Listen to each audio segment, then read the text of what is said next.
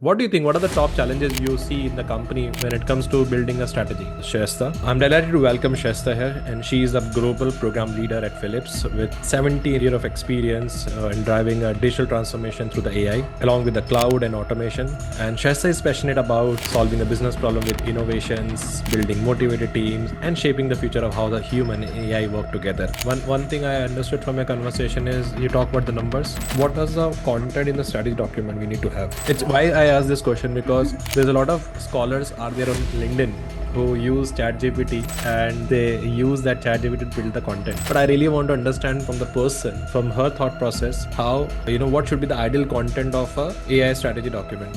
Strategy encompasses three key words: the why, what we are trying to solve; the what, the where, and the how. Everybody will build, nobody will buy. This is a mantra, new mantra amongst AI optimists. How do you tie the business outcome to the quality, latency, and cost? And what should be the ideal, the weekly dashboards shows and who own and who fix that? It's basically all about learning, adopting, and keeping yourself up to speed with respect to the latest and the greatest. Hey guys, welcome to the session on Coffee with Prab. And today we have a special guest, Shaista. I'm delighted to welcome Shaista here, and she is a global program leader at Philips with 17 year of experience in driving a digital transformation through the AI, along with the cloud and automation. And Shaista is passionate about, solving a business problem with innovations, building motivated teams, and shaping the future of how the human and AI work together.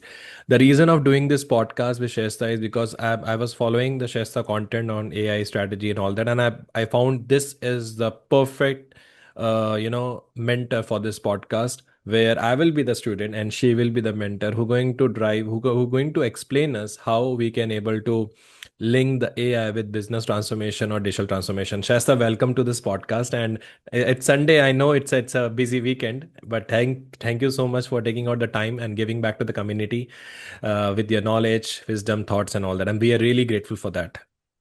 Yeah, thank you. Thank you, Prab. Thank you for having me. And thank you for the introduction. I think I'd like to just call out that humans amplify AI. So that's what resonates with me. And thank you for calling that out.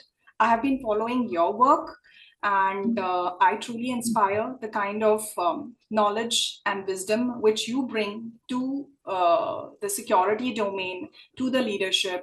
And it's been fascinating to follow your podcasts. Thank you, Shasta, and that motivate me to make more content on the security and all that. But that's why we are taking so many risks, and that's why we are moving from security to AI. We are going to balance that, and I thought the perfect way to start with you, because you're the right person who can basically guide us on how to build AI and digital transformation strategy in the organization. But Shasta, before we jump into that, there will be a lot of listeners, viewers who watching our podcast who came from the AI or security background or non-security background. But moreover, one of the reason of doing podcast with you guys is you are directly inspiration for many. Okay. So before we jump into that, I want to understand your journey. How was the journey? Did you started with something IT or now you're moving to AI? What was your journey about? Uh, who is Shasta? I just want to understand. Great question. And I would like to, connect it to the theme of the podcast, my Hmm. journey to the theme of the podcast, right? So, uh, in the early years of my career, I started as a project leader at First Source, right? Hmm. And then I moved into a senior consultant role into Capgemini. My focus was very clear. I had to kind of deliver the project, hit on a specific metric, and just move on. It was all execution focused, right? I have led programs like cloud implementation, ServiceNow transitions, right? Data center consolidations, Wow. getting ISO certified, working with the big fours, right? And I can tell you one thing, that success, right, in my earlier days was measured by numbers, right? It could be Hmm. as simple as a 40% reduction in lead generation time of a report, or a 20% increase in process adoption. It was all about the what we do and how fast we do it, right? And honestly speaking, at that point in time, these were like huge wins. And now, then, when I think about it, I kind of sometimes feel, wow. I used to be excited about getting a report generated faster, right? But then the real turning point came in my career when almost 12 years into the career, and I moved into more strategic and global program leadership roles in companies like Mercedes-Benz and later Philips, right? It was no more about delivering programs, or it was no more about building products. The focus had shifted. It was about defining the business outcomes and tying it back to the larger transformation strategy, right? So, what I'm trying to say, Prabin, in essence, is that the game had shifted. It was not about the what we deliver, but why it matters, right? For example, at Philips, if you're talking about we are migrating a technology platform, the bigger question became, which we started reflecting on, is it going to help us scale revenue 10x? Is it going to help us improve the productivity, right? So the question is, my journey, right, kind of tailored from being a execution focused project delivery manager, right, then to a senior consultant, right, who was checking on the task list, to somebody who was carving out the strategy, who was connecting to why this matters, end of the day, right? Okay. So end of the day, it is about the business outcomes. It is about the transformations which you deliver. And it is about the measurable impact which you are creating, not only on the people, the businesses, but for the future, right? And over time, I have kind of realized something really deep, that I just don't build tech. I build capabilities, I build dynamic teams, and I build organizations who are able to harness the value of technology and deliver business value.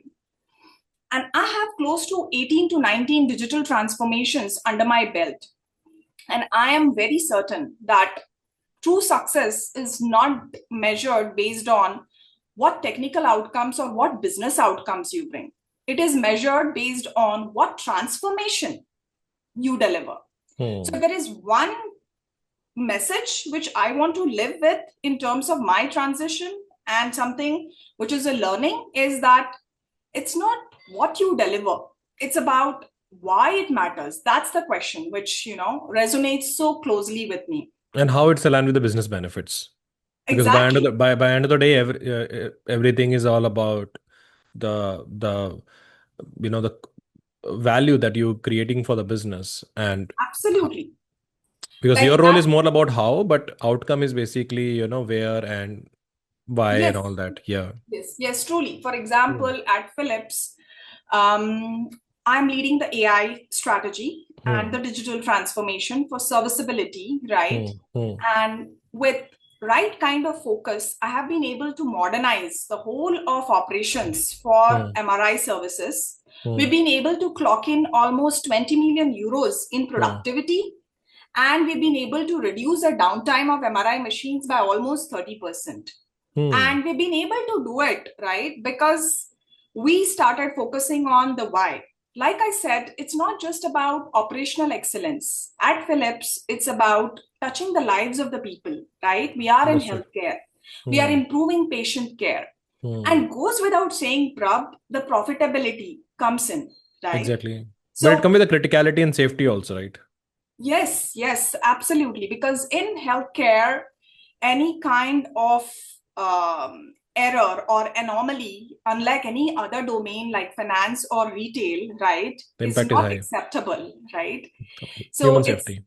a highly regulated environment, but the beauty of it is when you push transformations in a space like this, and you are able to, as simple as have the scanner availability uptime improved, you can quantify it in terms of the number of peoples and the impact which you are going to make. So that's what I try to resonate with my journey, that it has moved from a execution focused, aha, really nice project manager, senior consultant who is amazing at problem solving, to somebody who can now connect the strategy from the C-suite to the engineers. It is Understood. one story which folds through. So Great. that's something which I enjoyed in the last almost 2 decades. Wow. And following with this question, as you said, your role in the Philips is, involving the AI with digital transformation strategy and all that. What is this all about? We always use this word called digital transformation. Fine. Digital transformation is doing a transition from the offline to online using a cloud and all that.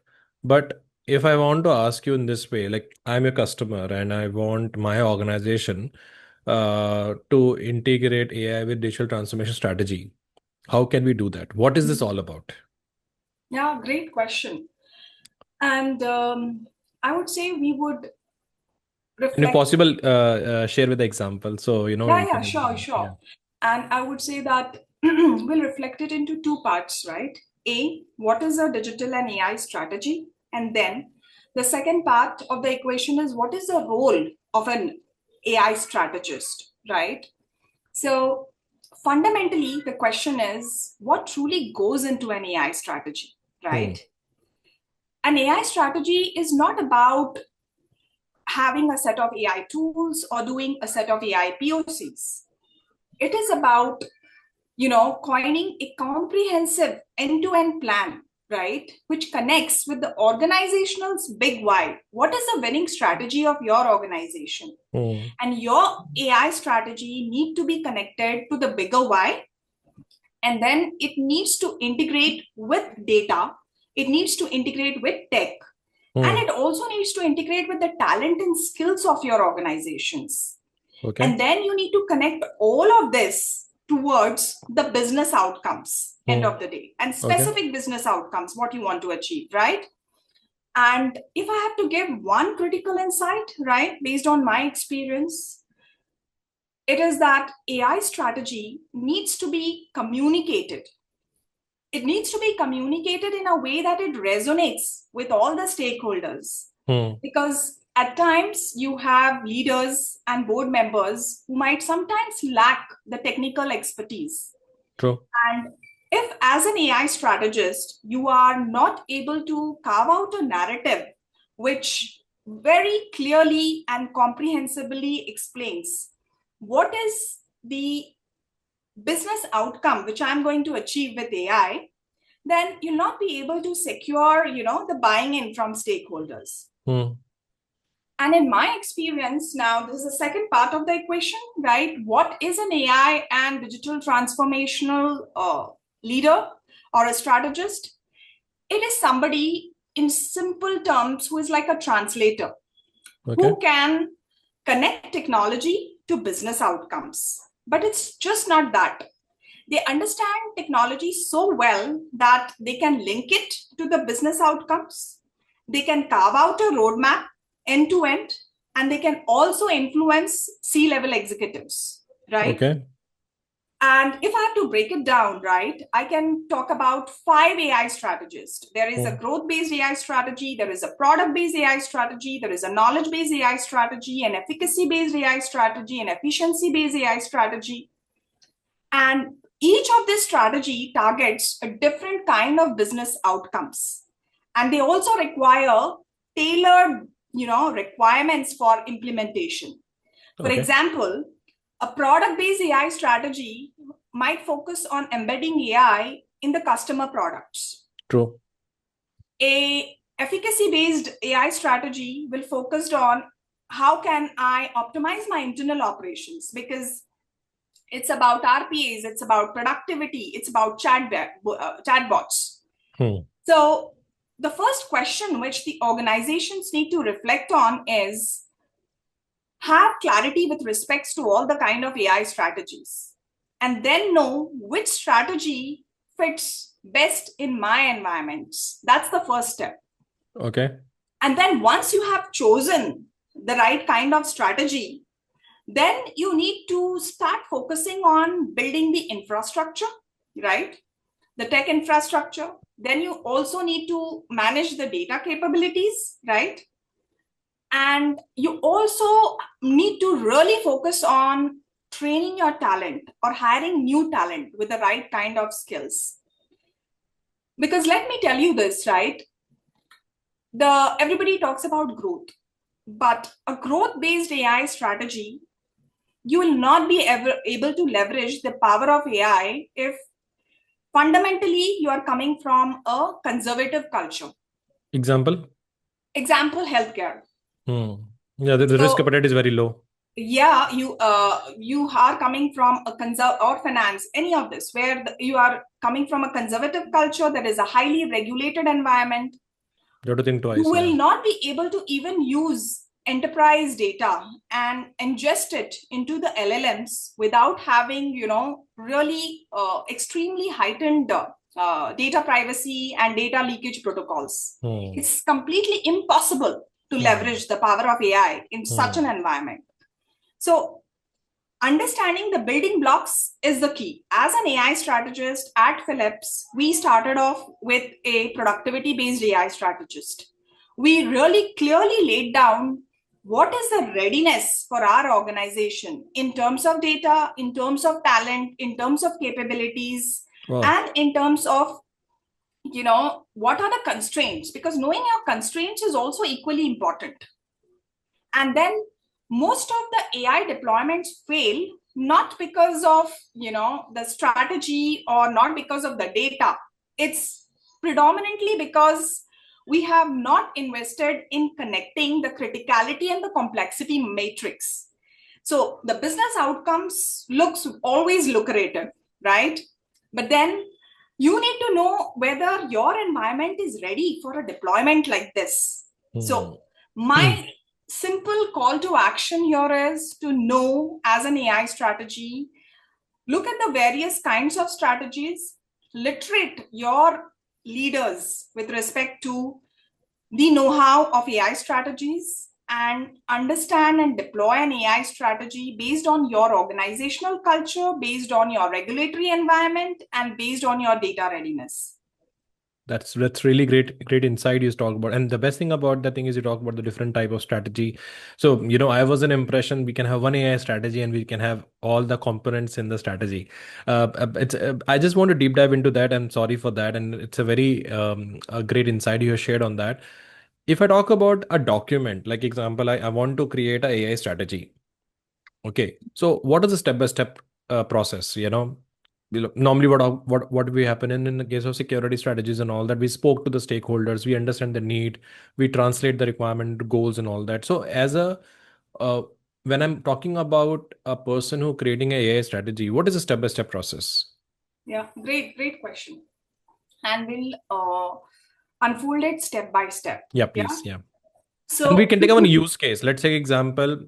We will not use Philips because of the confidentiality reason. So we will basically take a hypothetical example. You're working for the company who having a product, and then you want to build a strategy around that area. So from that point of view, we can understand. yeah. So let me start with what are some of the fundamentals here, Hmm. right? First is very clearly understanding what is broken within your organization. Wow. Is it the process which is the broken? Is it the org structure which is the broken, right? Is it the culture which is broken, right? So figure out what is broken, or is it the infrastructure which is broken? Because until and unless you know what is broken, AI will just be a buzzword.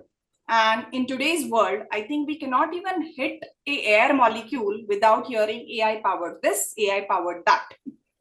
right? So let's not make it a buzzword. Really understand what is your core problem, because if your process is broken, no matter what AI strategy you come with, it will not work. So figure out what is broken. When I talk about readiness, and there is a standard which you can refer to. There is details with respect to completeness and readiness, right? And I can share it after the podcast with you for reference, right? So figure out what is broken. And my view will be to have a team, right? Because your executives know what are the opportunities which they are looking towards. What is that one big problem which you are trying to solve? Are you trying to scale revenue? Are you trying to bring in productivity gain? Are you looking at EBITDA increase or 4%, right? Or are you trying to ship a new product, right? What is the narrow down to the problem statement, be as close to the customer. I'll give a simple example. You deploy a chatbot, right? But even after deploying your chatbot, if your customer satisfaction index is less than 15%, drop it. It's useless. Do not use it because of the fancy of being in an automated world. So that's some of the hard facts, even before we dive into, carving out the strategy. And why I was focusing on the team structure is because there are nuances with respect to legal, with respect to security, right? With respect to the products and the features, the engineering team. So form a core team, right? And come together and sit in one room. The data team, the business team, the design, engineering, all of that team. And hire an AI strategist or have somebody within the organization play the role of an AI strategist, right? And there are pros and cons to it. Sometimes organizations go naturally and not look for full-time employees because it helps them save costs. But the drawback of it is the AI strategist might not have an in-depth understanding of the business because of the lack of time, right? But figure out whatever, but an AI strategist role becomes critical. Start with the core of why are we building this product, right? And map it down to the customer personas. What is the feature which is going to elevate the customer experience, right? Okay. The business process mapping, right? Then look at the governance and the guardrails, which becomes very clear. Look at your chief data officer, right? Look at your CISO, right? What are the guardrails being set up by this team? Because you can work only within your parameters, only within your environment. It is no point in wishing for and being aspirational about a lot of things when you are having constraints. So clear that out. So you know what is your big vision, mission statement, and then you go into the guardrails of your organization from a governance stance perspective. The third step is, I would say, that break an AI strategy into two buckets. Yeah.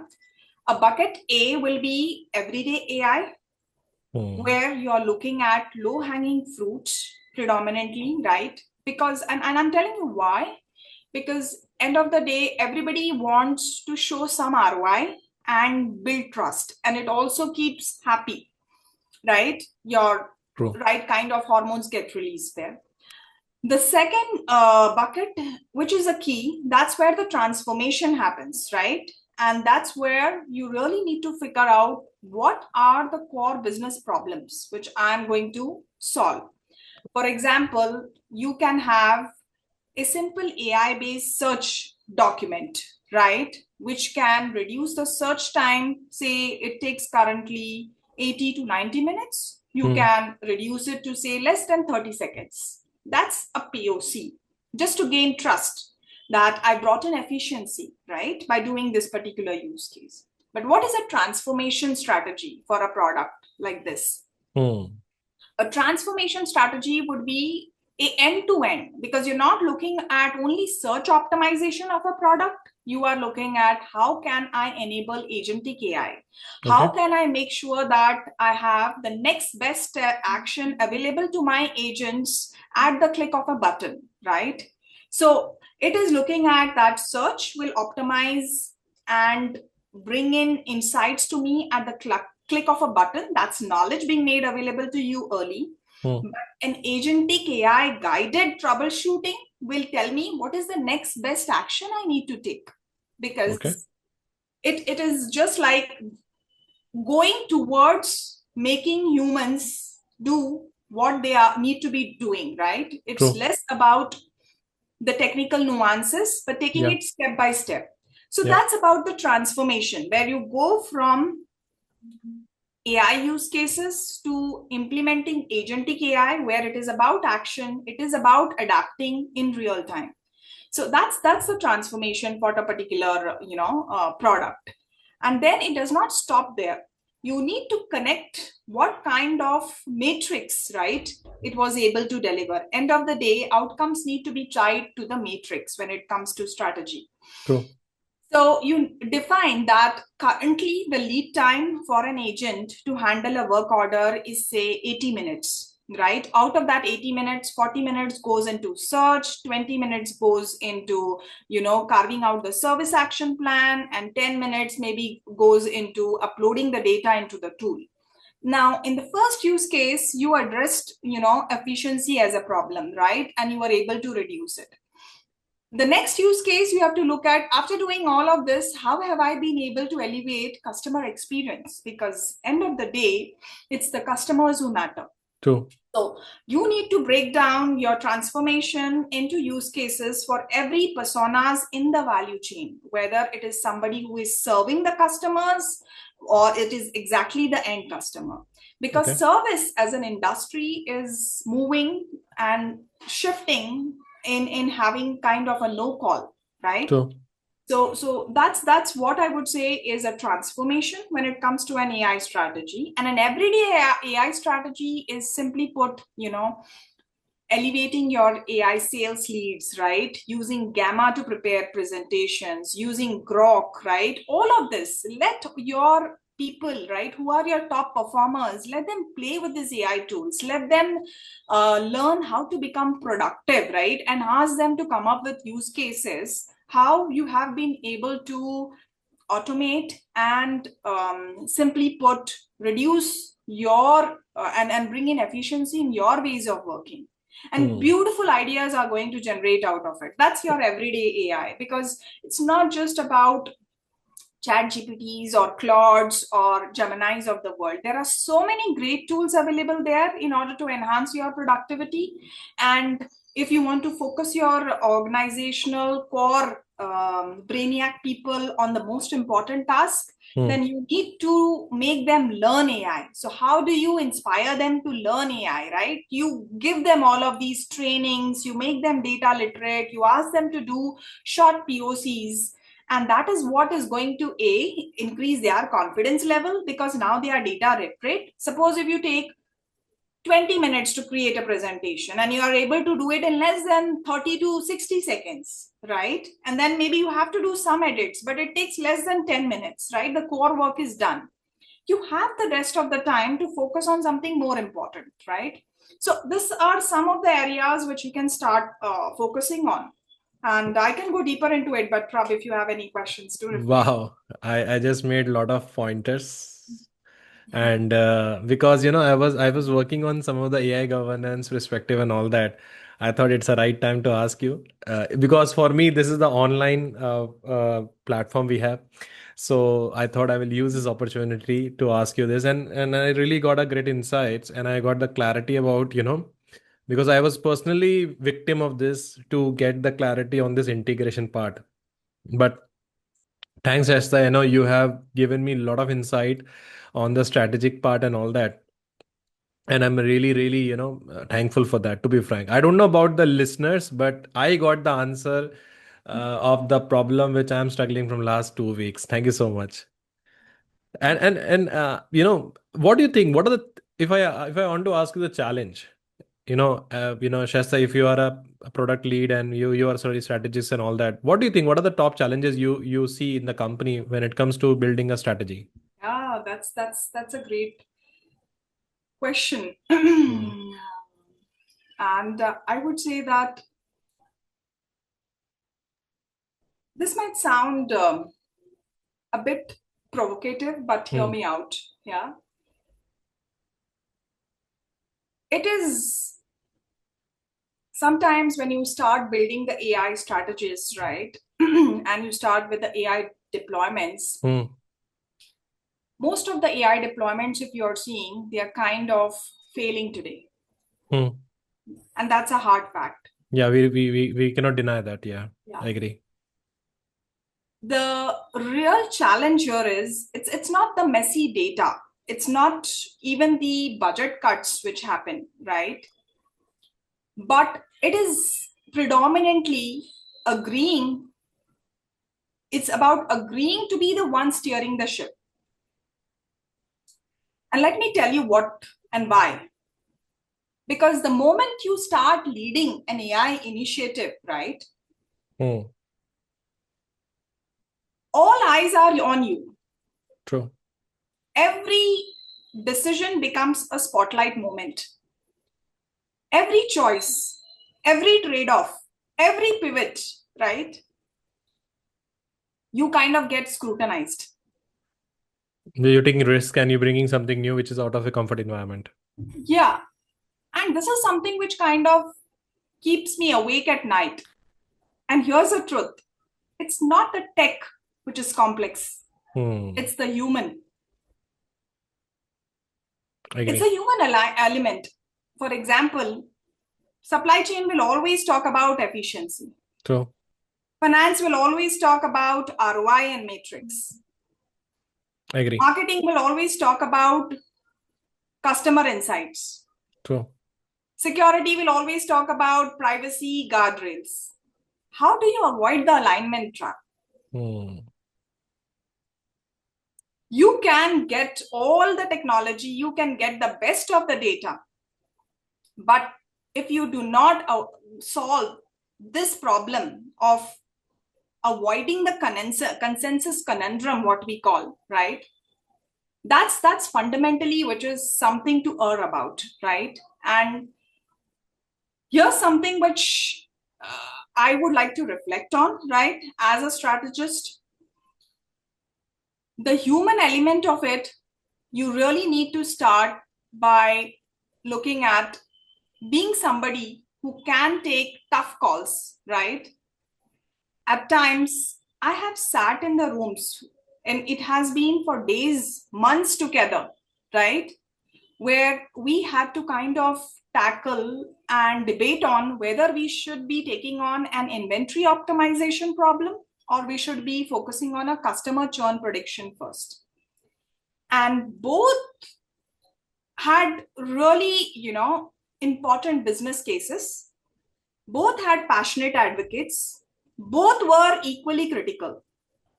This is where the role of the AI strategist comes in. Hmm. You need to be taking a firm decision and need to move forward. The real challenge is about avoiding the consensus conundrum, right?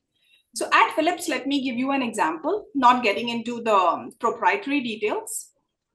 I was leading an AI initiative and there was a strong momentum about building an AI model which will be able to predict the parts failures, right? And the consensus was around building it across all business units. It was ambitious, it sounded really transformative, and it really looked really good, but on paper. Hmm.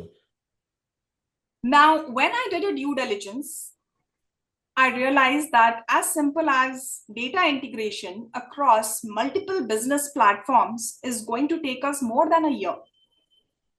So your business impact is definitely not coming in. I stepped in and I said, no, we are not going to scale so prematurely. I said, let's stop this and let's focus on something which is going to give us tangible results. So here you talk Because, about the numbers. You yeah, talk about some outcome. yeah. So we focused on one particular BU instead of all the BUs where data integration is going to take more than a year. And believe it or not, within months, we were able to show the results because the business case for a particular BU was clear, the data was available, we had the right kind of skills to deploy it, infrastructure was not as complex, and within months we were able to reduce the downtime, have our scanners available for our patients. So sometimes saying no, to larger use cases or bigger, bolder problems becomes important because it helps you deliver tangible results. And when you deliver tangible results, you kind of build trust with people. True. And when you build that trust, they will give you much more complex initiatives. True. So saying no sometimes is not about killing ideas, I would say, right? It's about channeling that kind of momentum in the right direction and avoiding months of delays. So that's something I would say are the challenges of an AI strategist. And how you overcome that. As I said, we talk about the one thing I understood from your conversation is you talk about the numbers, not a gimmicks. Like we can do this or we can do no boss. This is what we have. This is what we need to plan it. So you come with the numbers. You come with the outcome. This is what the outcome we have. You make them understand about how the overall process works. And that I think that's how you basically build the clarity. Correct me if I'm wrong. Yep, yep. So the one thing I learned is that numbers really matters because if you want to talk about the productivity, if you talk about the outcome of any results and all that, it comes with the numbers, which is more about quantitative in nature. Absolutely. So Shasta, I want to deep dive into this area. I'm sorry, I'm asking so many questions. If you talk about the strategic document, what is the content in the strategy document we need to have? It's Yeah. why I ask this question because there's a lot of scholars are there on LinkedIn who use ChatGPT and they use that ChatGPT to build the content. But I really want to understand from the from the person from her thought process how what should be the ideal content of a AI strategy document. So I would Only high like level, only high level. We don't need to go in deep level. Yeah, like yeah, example, scope, statements. yeah, So how we can see that? yeah. So for me, a strategy is encompasses three key words: Hmm. the why, what we are trying to solve, the what, the where, and the how. All of these need to be really clearly explainable and articulated in a way that even if you have a novice coming into your team, he or she should be able to read this lightweight document and should be able to unfold what it encompasses. Yeah.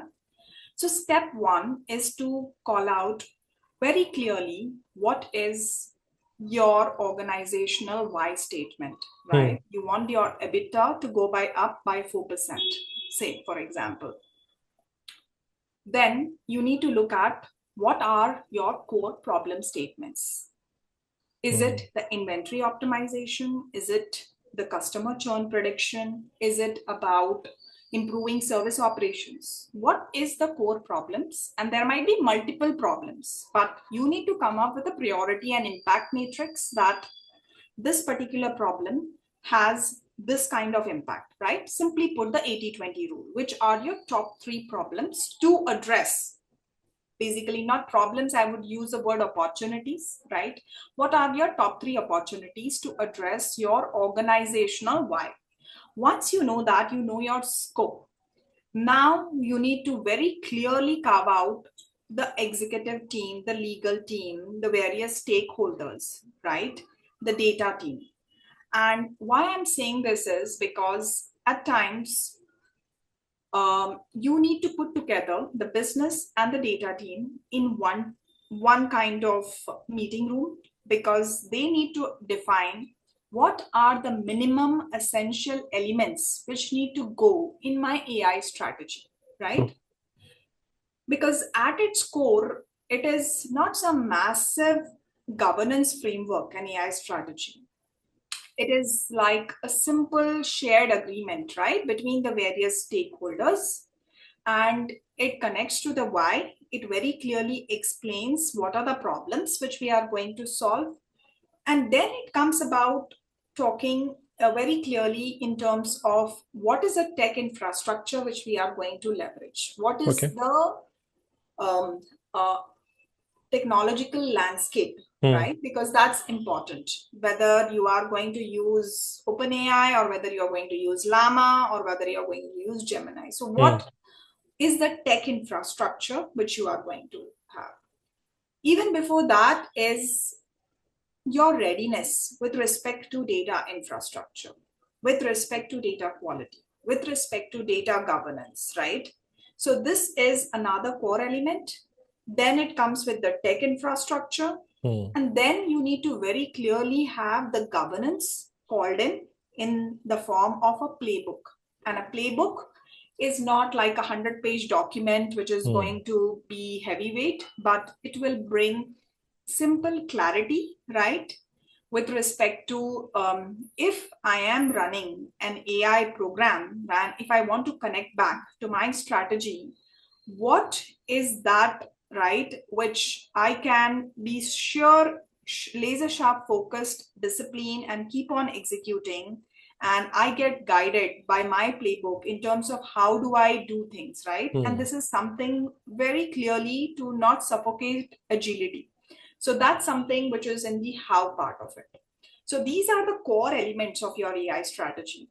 So the why, the what, the where, because the data sources are equally important, Prab. You True. really need to know and map and have a one pager summary in your strategy in terms of which are the APIs which you are connecting, right?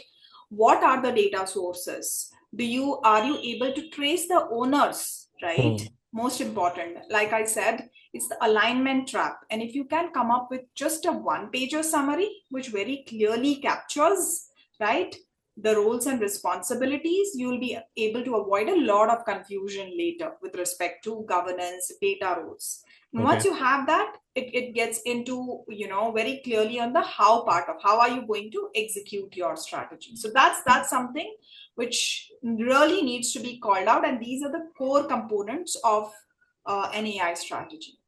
Excellent. And the reason of I asked this question is there is a lot of buzzword around these areas.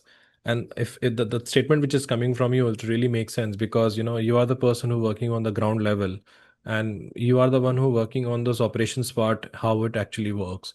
So I have another two more questions if it's time permits, and I don't know, I just want to use this as a full opportunity to address this problem statement. When you're talking about a lot of people are buying AI solutions. So what is your opinion about build or buy? Or, we can partner in 2025, 26. So what reference architecture do you back and what decisions it's basically guide you for the choice? Yeah, that's such a great question. And I have been thinking of later about this build versus buy debate, right? And I think it did not go away. It kind of got an upgrade with AI. Everybody will build, nobody will buy. This is a Hmm. new mantra amongst AI optimists. Okay. We get a They lot will of quotes from this podcast, guys. Hmm. they will point you to this new language interfaces, low code, no code tools, right? Your AI co-pilots, right? As a proof that anybody can now program, right? And partially, I agree with them, right? Programming has kind of become mainstream with Gen AI and low code based AI tools, right? Prototyping is easier than ever, right? And but let me be very clear, right? Prototyping is not productization. Yeah. Hmm. The real challenge is embedding decades of business logic, right? Which is there in procurement, which is there in compliance, which is there in cyber security teams, right? Which is there in sales. You just can't whiteboard your way through it.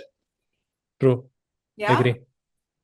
So the question which leaders need to reflect is, like you said, build versus buy versus partner, Hmm. right? In a really composable, in a really modular manner. So my decision rule, I would say, for 2025 is build where it is your core, where it is your proprietary, Hmm. buy when it is a commodity, and partner where you want to accelerate value, right? Okay. And if I have to give an example, at Philips, we build proprietary core AI models for our medical devices Hmm. because that's our core. Yeah. When it comes to buying, nobody will go and buy a cloud infrastructure, right? You will just pin an EC2 instance, or you will use Microsoft Azure or GCP. Hmm. And I've also seen during my stint at Infosys, we were able to move to ServiceNow and reduce the lead time for work order by almost 80% and accelerate customer experience. Oh. So you basically partner or you buy, commodities. Hmm. But when it comes to partnering, it's again has so much potential, right? You can accelerate value. For example, at Capgemini, we were able to go from an NPS score of 21 to 35 because we started partnering and with the consulting gigs, and we had a 1.7x growth, right? Hmm. But the real shift, Prab, is, the message for the leaders of tomorrow is that you're not building your software just to serve humans. You're building your software to serve the AI agents. True. And there is where protocols like MCP comes into play, True. because they will be able to integrate business services to make it machine ready and agent friendly, Hmm. right? So I would say the call to the smartest of the leaders is to balance out, this entire orchestration and the entire spectrum in order to get the maximum with respect to speed, with respect to governance, and with respect to impact. Hmm. And so you mean to say that, when it comes to the acquisitions, or when it comes to the building and all that, the most important part is management involvement or visibility and all that. Can we say like that? Because when it comes to this MCP and all that, it's come with the visibility. Yeah, truly, truly. And I think you need to know what is table stakes, Hmm. right? Hmm. For example, I think this was in news that Google made an offer to Perplexity, and then Perplexity made an offer to Google, That's a right? negative marketing, yeah. Yeah. So you really need to know where you can partner and where you can accelerate value. You need to Hmm. know and connect it to the broader vision, right? Hmm. Hmm. Right. That where is my growth strategy growing, right? And how am I going to scale, right? Hmm. And in terms of technology, in terms of infrastructure readiness, where does my organization start? And speed is of essence in today's world. True. Before you and me finish sipping up a coffee, I think the information is going to double or Agree. triple, Yeah, right? And agree, agree. at a pace at which innovation is happening today, right? I just cannot fathom. So you need to be really smart as a leader to know when do I partner and when do I build my core. True. Agree. And that's why, the roles like, you are leading and all that, I think there is a huge shortage of that kind of a skill set in the market. And I believe the right training, right skill set is also required to understand all this process, right? Because somewhere we need to put an efforts also to get deep dive into the AI architectures, AI solutions and all that. Then only you can able to provide those insights. Correct me if I'm wrong. Yeah, yeah, so true. This is the follow-up question. The last question I want to ask here is how do you tie the business outcome to the quality, latency, and cost, and what should be the ideal, the weekly dashboards shows, and who own and who fix that when it comes to AI? So, great question again, right?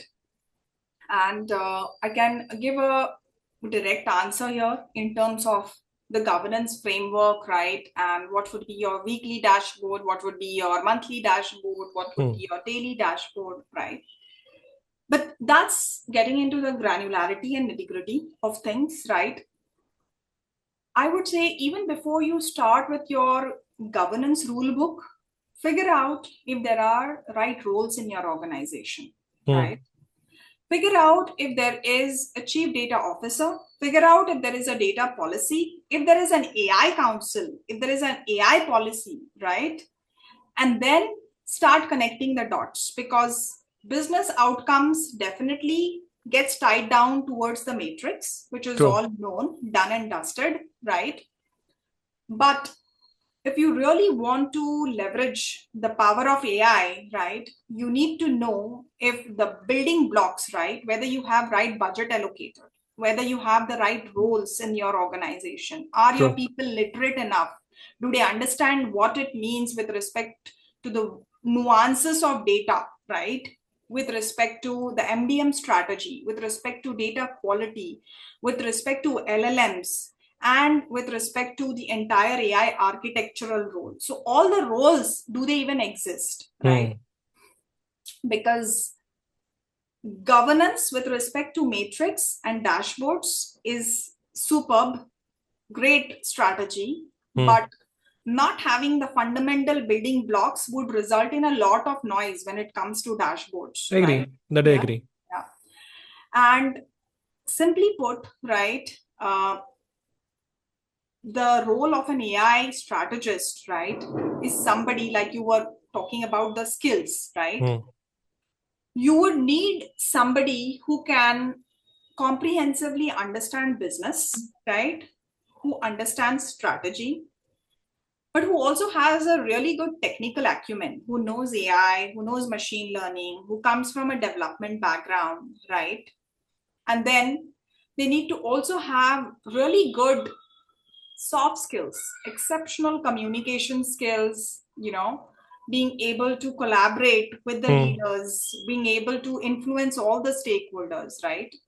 Because once you know all of this is when you will be able to speak the language of the business leaders, right? Hmm. Because for them, the matrix which matter are productivity gains, EBITDA, right? And there is where the how do I also unblock my engineers or my program leaders, right? Hmm. Hmm. So he need to also understand the business language and then connect it back to the engineering team with respect to the technical feasibility. Agree. And it's You're right. really rare and difficult to find individuals with such a comprehensive and diverse background, and companies are ready to compensate really well to AI strategists. True. So, coming back to your question, right, latency is key, because without having the right kind of data coming to you in real time, right, Hmm. you will Hmm. not be able to leverage the power of insights. True. So there are three facets when it comes to data, right? The speed of the data, the quality of the data, right? And the governance aspect of it. What you're hitting on is very clearly the connectivity aspects, data coming in from the device, going into the data lake, integrating with all the frameworks with the APIs, right? And that's where you need to have a dashboard which connects performance to outcomes, where you Hmm. can measure API latency, you can measure the system dependencies, and it kind of acts as a bridge between the C-level executives and the one which is going towards the engineering, right? True. So the engineering dashboard is going to be like a heartbeat. It is going to tell you on a daily basis what I need to fix, what is the uptime.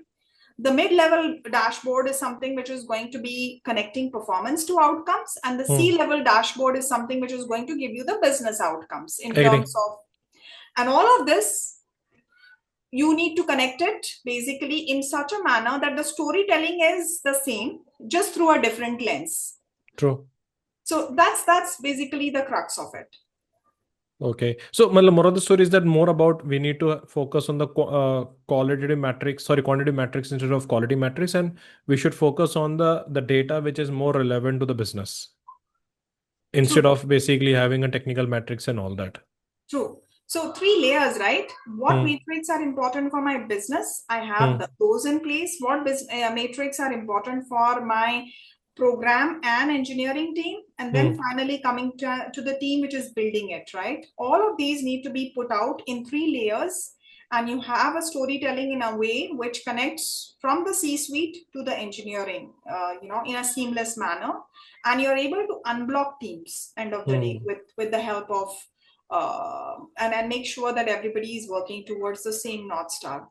Excellent. And what is a career accelerator? Get someone, board ready in 6 months, any community to join, project to ship, or any kind of a thing they can use to enhance their skills?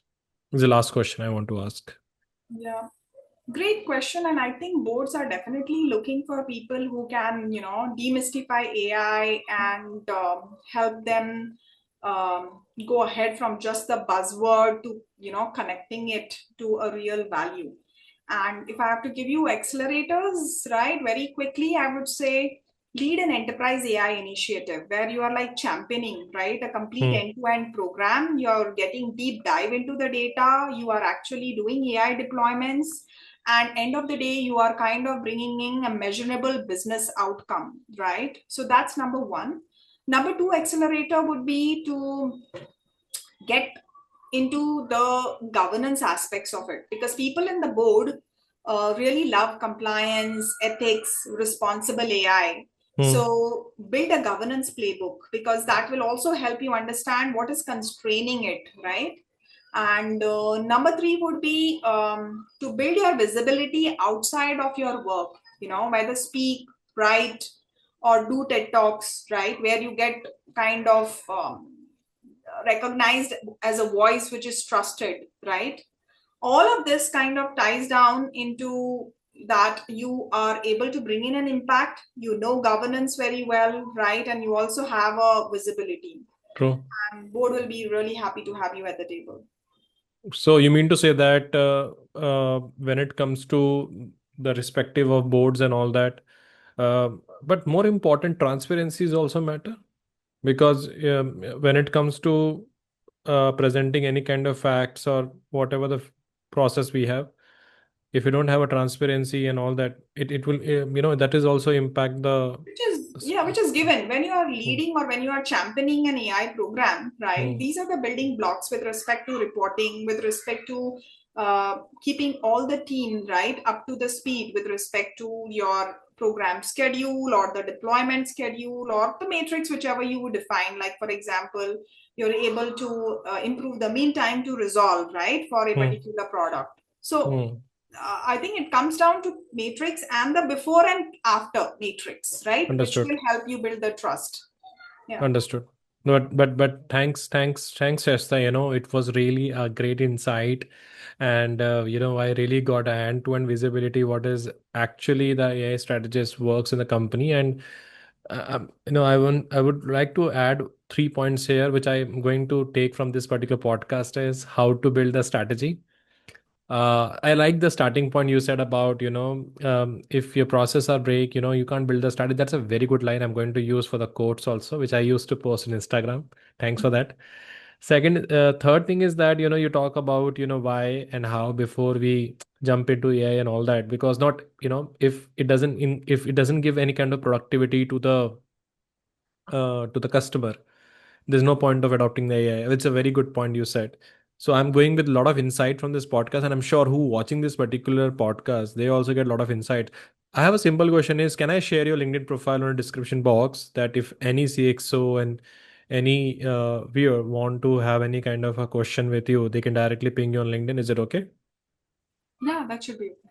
Thanks, Shasta. Thank you so much for taking out the time for this particular podcast, and I'm really grateful that this was one of the best product I must say, because apart from security, I'm learning something new, and I'm going with a lot of you can say homework for me. That these are the areas I need to work more stronger, and we want you to again come for this podcast, and we can discuss about something around AI application, agentic AI, and all that. What do you think about that? Yeah, sure. That's great, Shasta. Thanks, Shasta. Thank you so much. Do you want to say any last minute things for the listeners? before we wind up? I would say that this thing is growing, this thing Hmm. is expanding, this thing is evolving at a pace which is unprecedented. Hmm. In the 1900s, information used to double like every 100 years. We know people who could even recite novels, recite poems, right? Information was scarce. In 1940s, information kind of started doubling almost every, I think, 25 years. Hmm. But fast forward today, it's, I think, less than 8 hours. And I think that's something as per the stats which I read 3 months back. So my only call to action to the listeners is to um, keep your pace of learning, because it is not about if AI is going to happen, it is whether you are ready. Hmm. Don't let AI happen to you. Understood. So it's basically all about Learning, adopting, and keeping yourself up to speed with respect to the latest and the greatest. Simply put. hmm. It's a very good point you said. And that's when AI is introduced to improve the productivity, not to replace you. It's going to replace the uniform task and all that, but Yeah, so these are the stats again I'm quoting. hmm. I think this came from the World Economic Forum that Oh, okay. 85 million jobs are going to be going away by end of 2025, and we are not Hmm. far away from 2025. Hmm. So better Right. upskill yourself, align with the things which required. So the stats are there, but it's like not knowing technology is not going to take you anywhere. It is Hmm. something which is going to be ingrained in us so very much that it's going to be the new normal. So either you can alienate or you can go yourself full throttle, learn and adapt. Hmm. That's a very good point you said. And it remind me one important thing is that as we learn in security, security is a continuous process. The same thing happened with AI. As you adopt the AI, as you move to AI, you need to do the learning every day. We don't know what is going to be happen tomorrow and what is going to be adopt tomorrow. Like now we have vibe coding and all that. I Yep. don't know. So many things are coming. So we have to see how we manage those things according to the business requirement. Yeah, absolutely. I think resonate with that.